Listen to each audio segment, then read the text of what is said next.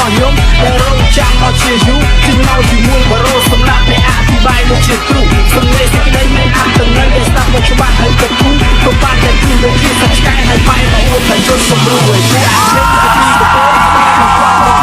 វាក៏តែចង់តែកែលម្អឲ្យពីបាត់ខ្លួនឲ្យតែកុំឲ្យបង្វេងកុំស្មានតែកុំឲ្យធ្វើស្រាប់ជានេះជាភាសាតែភាពដើម្បីសម្រាប់ពួកឲ្យខ្លាចជាពុកសង្កេត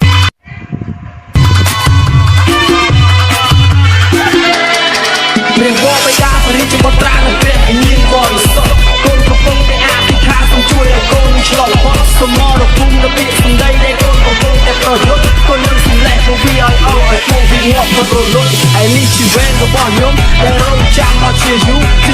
មួយបរោសម្រាប់អ្នកអธิบายដូចជាគ្រូសំឡេងសេចក្តីមានអត្ថន័យដែលស្ដាប់មកច្បាស់ហើយក៏គូក៏បានតែគូដូចជាសាច់ឆ្កែហើយបែរមកអួតតែជនសម្រួលឲ្យពួកអានេះគេពីកទើស្បមិនទាន់មកមកវាក៏តែចង់ឲ្យកែលម្អឲ្យពីបាត់ខ្លួនឲ្យតែកុំឲ្យបង្វេងកុំស្មានតែកុំឲ្យធ្វើស្រាប់ជានេះជាភាសាតែភាពដើម្បីសម្រាប់